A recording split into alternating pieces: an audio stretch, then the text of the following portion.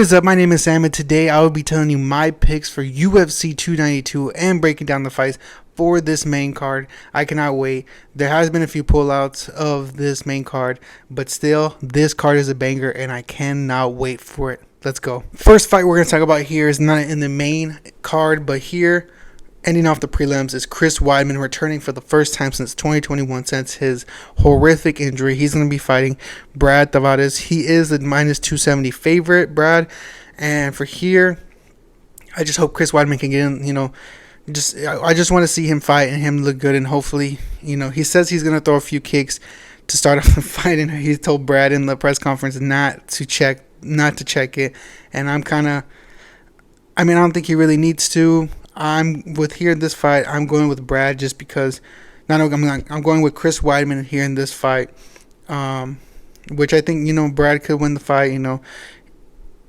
Because he's been more serious, and then with Chris, it's hard to say he could win because of him being out, and the time off, and then with the injury, and then of course there was multiple surgeries and then infections, which good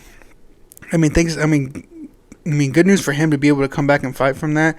Hopefully, he's probably not going to look the same that he did before, but I'm still going to go with All-American here. I'm going to go Chris Weidman. I'm going to go with the underdog. I'm going to go for the story here. Chris Weidman here. I don't know about decisions or anything like that, but here I have Chris Weidman winning over Brad Tavares here. And for starting off the main card, here we go. Marlon Chito Vera versus Pedro Munoz. And here, originally Marlon Vera was supposed to fight Henry Cejudo in this card, but Henry had to pull out. I believe his shoulder was injured, but now Henry looks like he's fine. So I think that was kind of a bunch of crap. But here, Marlon versus Chito. It's weird calling him Marlon, but Chito versus Pedro. And here, two guys. It looks like it's going to be a decision. It's really tight. It's a really tight odds here. We have Chito at a minus 198 and only a plus 164 for Munoz. Here, I'm gonna go Chito because I think he was on a great run, But it was Corey Sandhagen is also just on a way more hot streak than he is. They just caught each other. I think Chito just caught Corey at the wrong time, and I think I'm going to go with him here with Munoz. I don't think it's going to be a finish. Both these guys I don't think have been finished before, or at least they haven't in a while, if they have. And here, I'm going to go with Chito with a unanimous or just by decision against Munoz. And hopefully here, Munoz doesn't get poked in the eye.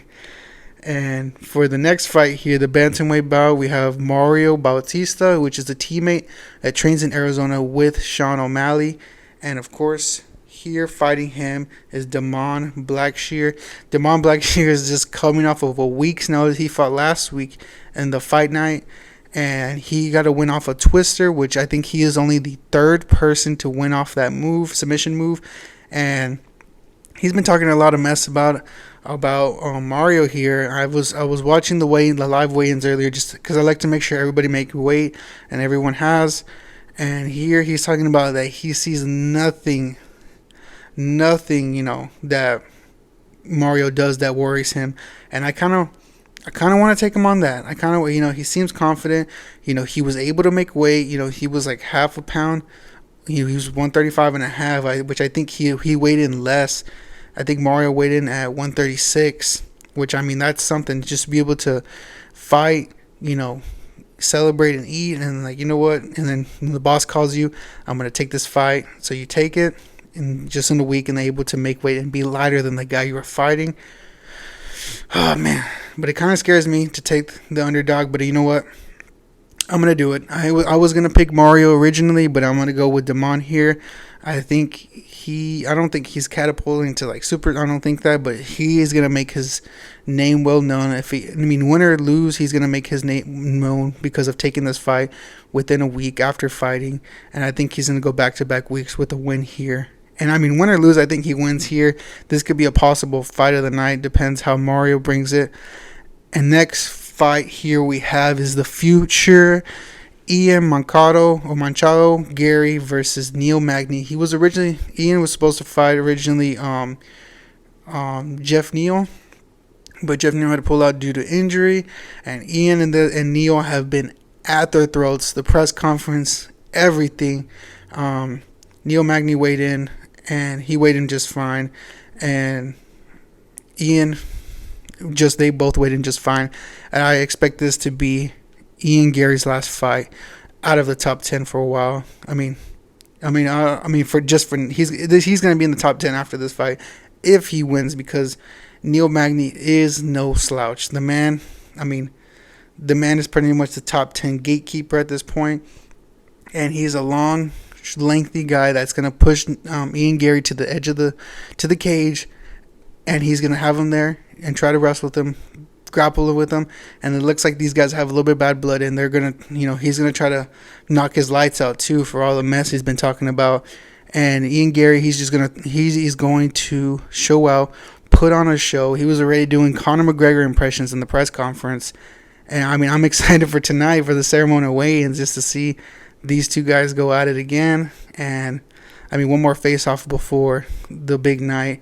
Here, Neil Magny versus Ian. I'm going to go with Ian. This is his last fight at number 13. Probably I could see him being put like at number 9, maybe straight up at number 10 here, or maybe whatever Jeff Neal was, they probably move Jeff Neal to 10, and then move Ian to wherever Jeff was at. And for the co-main event for the women's strawweight championship belt, we have Zhang Weili versus Amanda Lemos. Amanda Lemos here, I think she weighed in less than Weili, so which is good for her. Hopefully she can rehydrate well, because she did look a little dried up. But here, Amanda Lemos has the knockout power, which is the only thing that I'm worried about here.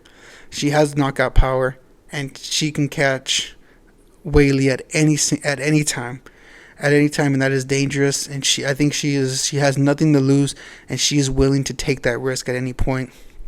But I'm saying this: Zhang Weili has not lost to anybody in the UFC besides one person, that is Rose Namajunas, and Rose Namajunas is moving up in weight, so she don't even have to worry about that.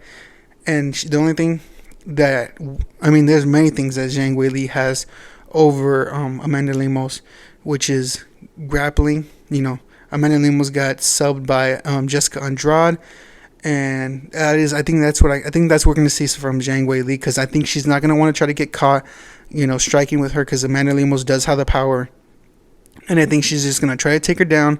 And this might be Zhang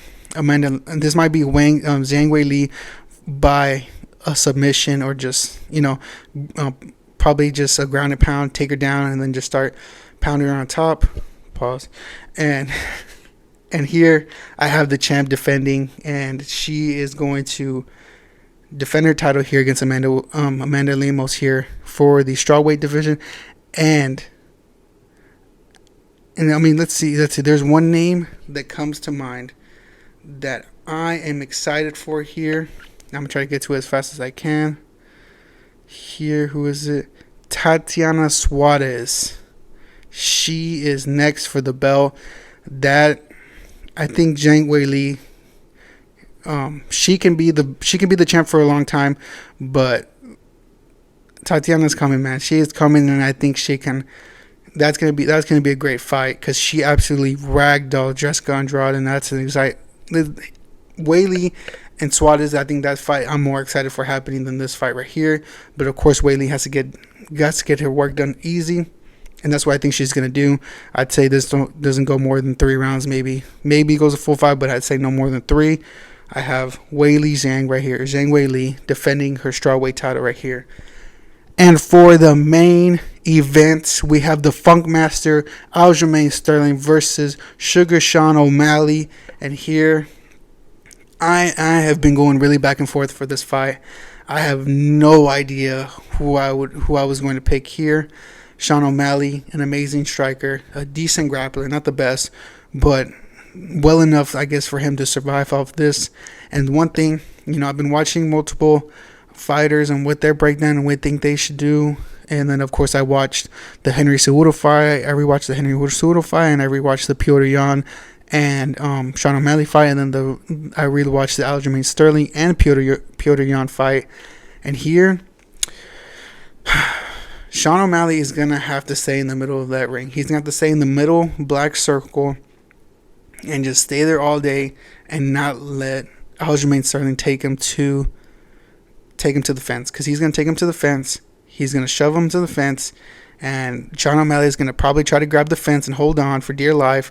And, whoever it is, Herb Dean or whoever the ref is going to, hey, let go of the fence. And Sean O'Malley is not going to know what to do at that point, because when Aljamain Sterling takes you to the fence, good night, because he's going to throw you down and he's going to try to grab your neck, and that is good night right there. But here, Aljamain Sterling, I don't think I want to stay in the pocket too much, but I also don't want to shoot too much I want to be very precise if I'm shooting at Sean O'Malley, because Sean O'Malley does have that power. And I wouldn't be surprised if you throw a shoot at him and then he throws you with the knee, or he just punches at you and hits you 2 times right there, knocks you down, and then I'm not sure right there, man. It's tough right here for these two guys, because you want to go with Aljamain Sterling. He has the resume, he has the wins, and he has beat everybody that the UFC has put in front of him. And and then it's Sean O'Malley. It could be his time. It could just be he has that power and just shocks the world. And the UFC, the UFC wants him to win. I personally want him to win, but that's not who I'm going with. I'm going here with Aljamain Sterling winning and defending his bantamweight belt. And personally here, I think that Aljamain Sterling should go for for double champ. I was watching, of course, a live show earlier, and he showed that, and I watched his YouTube video talking about him cutting the weight, and that he was cutting 5 pounds easily an hour, and he killed the weight easily. And here, I think he should try to go for double champ if he wins. Call out Alexander Volkanovski there.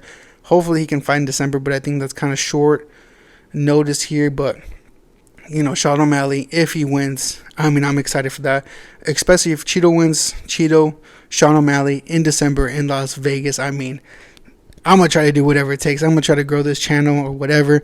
I'm going to do some clips and all that. I'm going to try to get to that in Las Vegas. Either way, Sean O'Malley, no Sean O'Malley, but I'm going to try to be there in Las Vegas. And hopefully y'all hit that subscribe button and help me out and get there. But here, I'm going to go with the bantamweight champion, Aljamain Sterling, defend.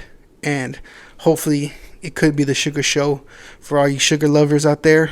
So let's go with the breakthrough of all the fights. Chris Weidman versus Brad Tavares. I'm going with Chris Weidman. Chito Vera versus Pedro Munoz. I'm going to go with Chito Vera. And here with Damon Blackshear versus Mario Bautista, I'm going to go with Damon. I'm going to go with Damon. Neil Magny versus Ian Makado Gary. I'm going to go with the future Ian Gary. Zhang Weili versus Amanda Lemos for the women's strawweight title. I'm going to go with Zhang Weili defending her title. And then, of course, for the main event, I'm going to go with Aljamain Sterling beating Sean O'Malley for the bantamweight title. Those are my picks and the breakdown for UFC 292. So make sure you like and comment down who you think is going to win the main event and the co-main event. And we are on the road to 500 subscribers. So make sure you hit that subscribe button, and we'll see you next time with more content. Peace.